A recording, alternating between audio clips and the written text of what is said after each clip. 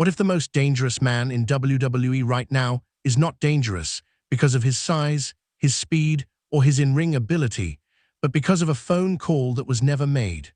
That single omission, that one moment of being overlooked by his own family, is the wound that has been festering underneath everything Jacob Fatu has done since the moment he arrived on the main roster. And on Monday Night Raw, April 27th, 2026, that wound was finally exposed for the entire world to see. Professional wrestling's greatest rivalries are never truly about championships, not at their core. The title belt is the physical object that gives the competitive context its structure and its stakes. It is the thing both men point at when they need a concrete, tangible reason for why this match needs to happen in front of a paying audience. But the real fuel, the emotional engine that makes people genuinely invested rather than passively entertained, is always something far more personal than gold and leather. It is always rooted in something human, something that the audience can recognize even if they have never stepped foot inside a wrestling ring in their lives. Tonight delivered that fuel in the most raw and unfiltered way this rivalry has seen yet, and it changed the entire emotional architecture of what we thought we were watching. Roman Reigns has built his entire character on one foundational premise: family is everything. The tribal chief, the head of the table, the man who has carried WWE on his back through the most extraordinary championship reign of his generation, has always framed his authority within the language of family loyalty, family hierarchy, and family obligation. That premise has made him one of the most compelling figures in modern professional wrestling history. It has also, as of tonight, become the very thing that exposes his most significant blind spot as both a leader and as a man. When Roman was backstage with Jimmy and Jey Uso before the main event confrontation, the question he was asking revealed everything. He wanted to know why Jacob Fatu was coming for him after everything Roman had done for the family. That framing is the most telling possible starting point, because it shows that Roman has been interpreting this entire rivalry through the lens of his own narrative. The championship, the WrestleMania victory over CM Punk, the reclaimed title. The institutional authority of the tribal chief. He has been positioning himself as someone who has provided something and cannot understand why that provision has not generated the gratitude and loyalty he believes it deserves. He has been asking entirely the wrong question. The right question was never what Roman has done for the family. The right question is what Roman did not do for Jacob Fatu specifically, and that question clearly has not occurred to the tribal chief with enough force to prompt any real self-examination before this situation escalated all the way to championship match territory. The Uso twins were the most genuinely alarmed they have been in recent memory when warning Roman about what he is walking into at Backlash. Jay's specific reference to Fatu handling Solo Sikoa and the entire M faction alone on SmackDown is the data point that should concern Roman more than anything else on the table right now. Not because Solo and the rest of that group are individually overwhelming, but because the specific act of managing all of them simultaneously reveals something about Fatu's capabilities that a standard assessment of a powerful individual simply does not capture. Fatu and Tonga Loa dismantling Brock Lesnar and Drew McIntyre together during WrestleMania week was one demonstration of what this man is capable of under pressure. Fatu handling Solo and the M faction alone on SmackDown was another. Every instance builds the profile of a man who does not just possess individual physical gifts, but who performs at his absolute highest level precisely when the conditions are most adversarial and the numbers are most stacked against him. That quality, the ability to not just survive, but to genuinely excel when everything is working against you, is what separates Jacob Fatu from every other threat Roman Reigns has faced in this era. Jimmy's observation about Fatu refusing to acknowledge Roman's authority cuts to the philosophical center of what this rivalry is actually about. Roman's power in the world of the Bloodline has always been contingent on acknowledgement. The tribal chief's authority derives entirely from other people accepting his claim to that authority. A champion who is not acknowledged is not truly a champion in Roman's framework. A leader whose leadership is not recognized is not truly a leader.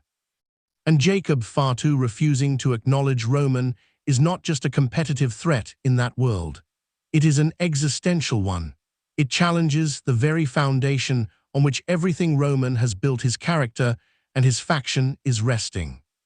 The main event confrontation was structured around Roman deploying the mechanism he has trusted most throughout this entire Bloodline era. The ultimatum, the binary choice he has presented to every person who has ever entered the orbit of this faction. Acknowledge and belong, or refuse and face the consequences. It is the foundational transaction of the tribal chief's entire operating philosophy, and Roman has used it with devastating effectiveness across multiple generations of Bloodline membership. He expected either capitulation or straightforward defiance. What he got instead was something he was entirely unprepared for. He got the truth. Jacob Fatu's answer to that ultimatum was not a no. It was not a declaration of war. It was a revelation. A specific, personally rooted, historically grounded explanation of why the acknowledgement demand lands so differently when it comes from Roman Reigns to Jacob Fatu than it does from Roman Reigns to anyone else who has stood across from him in that moment. Roman never called. When the original Bloodline was being assembled, when Roman was constructing the most dominant faction in the history of modern WWE, when the tribal chief was building the infrastructure that would carry him through years of championship dominance, it was Solo Sikoa who made the calls. Solo Sikoa extended the invitations. Solo Sikoa decided who was worthy of a seat at the table that Roman claimed as his own, and Roman Reigns never personally picked up the phone for Jacob Fatu. That is the wound. That is the specific, personal, family-shaped wound that has been sitting underneath everything in this rivalry, underneath the championship victory, underneath the promo about wanting a better life for his children, underneath every physical confrontation and every act of aggression between these two men. It was never jealousy in the abstract. It was never competitive resentment in the general sense. It was the specific, targeted pain of being passed over by your own family, being overlooked by the man who built his entire identity on the supreme value of family, and who somehow managed to miss the man who would go on to become one of the most physically extraordinary and competitively formidable figures on the entire roster. The revelation that Solo rather than Roman personally made the call to Jacob Fatu is an implicit and devastating commentary on Roman's awareness of the talent within his own family. It says that the man who claims to see everything, who prides himself on controlling everything, who has built his entire character on the premise that family is the highest value, did not reach out directly to his own family member. He did not extend the personal acknowledgement of value that would have brought Fatu into the original Bloodline as a loyal member from the very beginning, and in failing to do that, he quietly planted the seed of the very resentment that eventually produced a championship being taken from him. Roman's response to the revelation was the moment that confirmed the match and confirmed something equally important about where Roman is as a character right now. The strategically correct response to what Fatu said from a relationship management and faction stability standpoint would have been some form of acknowledgement, not necessarily a full apology, but a recognition that Fatu had articulated a genuine grievance that deserved to be taken seriously and engaged with honestly. Roman dismissed it. And in dismissing it, he confirmed precisely what Fatu's revelation was describing, which is the unwillingness or the inability to properly see and value what is directly in front of him until it is already too late. Fatu's acceptance of the challenge for backlash was not impulsive. It was the response of a man who had just tried one final time to resolve this situation through the honest articulation of a real and deeply personal grievance, and had that grievance met with dismissal. When the diplomatic option produces nothing but contempt, there is only one language left that both men have available to them. The injury report coming out of the subsequent attack on Roman, with the tribal chief reportedly hurt and promising revenge on next week's Raw, adds a layer of competitive uncertainty to backlash that genuinely matters for how we watch that match. An injured Roman Reigns heading into a championship match against Jacob Fatu is a very different proposition than a fully healthy one. But more interesting than the physical stakes is the narrative symmetry this creates with the revelation itself. Roman overlooked Fatu once before this rivalry began. Roman dismissed Fatu's grievance on this episode of Raw. Roman is now physically compromised heading into the most important match of this post-WrestleMania period. Every instance of overlooking Jacob Fatu has produced consequences, and the consequences keep getting larger and more personal. The addition of Seth Rollins and whatever configuration of Uso involvement is currently operational to the Backlash landscape turns what was already a rich and emotionally loaded match into something considerably more complex. Everything that was discussed earlier about Fatu's unpredictability, his analytical intelligence in high-pressure situations, his ability to perform at his best when the environment is most chaotic, all of that becomes even more relevant when the match scenario has this many moving parts surrounding it.